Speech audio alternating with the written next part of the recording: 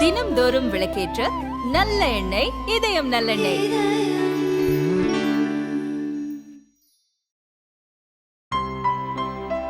இனிமே கண்ணை மூடிட்டு கடலை எண்ணெய் வாங்கலாம். ஏன்னா மந்த்ரா கடலை எண்ணெய் இதயத்தின் தயாரிப்பு. குஜராத் கோத்ராவில் 2002 நடந்த ரயில் எரிப்பு சம்பவத்தை தொடர்ந்து மாநிலத்தின் பல பகுதிகளில் கலவரம் வெடித்தது. வதோதராவில் கலவர பகுதியில் இருந்து தப்ப முயன்ற 5 மாத கர்ப்பிணியான பில்கிஸ் பானுவை 11 பேர் கொண்ட கும்பல் பலாத்காரம் செய்தது. பானுவின் 3 வயது குழந்தை, உறவினர்கள் உட்பட 14 பேர் கொல்லப்பட்டனர். இது தொடர்பாக குஜராத் போலீஸ் விசாரிக்க மறுப்பதாக கூறி தேசிய மனித உரிமைகள் ஆணையம் மற்றும் சுப்ரீம் கோர்ட்டில் பில்கிஸ் பானு முறையிட்டார். இந்த மனுவை விசாரித்த சுப்ரீம் கோர்ட் சிபிஐ விசாரணைக்கு உத்தரவிட்டது. புலனாய்வு தடவியல் குழுவினர் டெல்லி எய்ம்ஸ் டாக்டர்கள் விசாரணை நடத்தி அறிக்கை தாக்கல் செய்தனர்.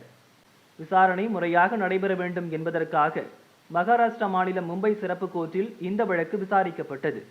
2008 ஜனவரியில் விசாரணை முடிந்து 11 பேர் குற்றவாளிகள் என அறிவிக்கப்பட்டனர். அவர்களுக்கு ஆயுள் தண்டனை விதிக்கப்பட்டது. அனைவரும் கோத்ரா சிறையில் அடைக்கப்பட்டனர். 14 ஆண்டுகளுக்கு மேல் சிறை தண்டனை அனுபவித்து விட்டதால் தங்களை விடுதலை செய்ய வேண்டும் என குற்றவாளிகள் சுப்ரீம் கோர்ட்டில் முறையிட்டனர்.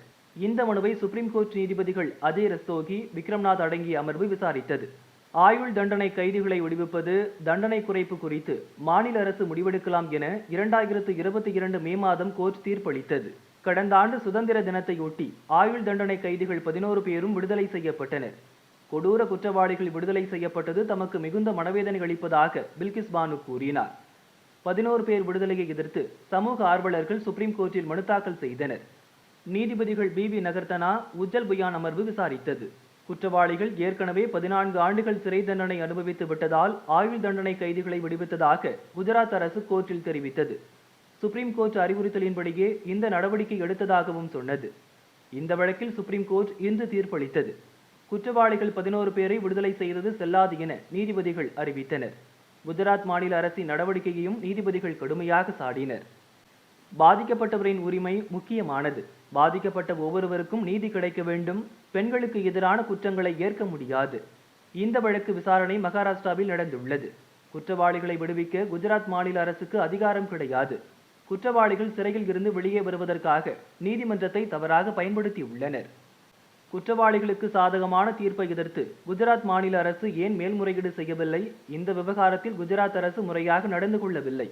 குற்றவாளிகளுக்கு ஆதரவான நிலைப்பாட்டை எடுத்துள்ளது.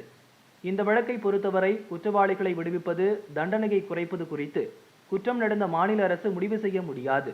குற்றவாளிகள் அனைவரும் 2 வாரங்களுக்குள் சிறை அதிகாரிகள் முன் சரணடைய வேண்டும் என சுப்ரீம் கோர்ட் உத்தரவிட்டுள்ளது.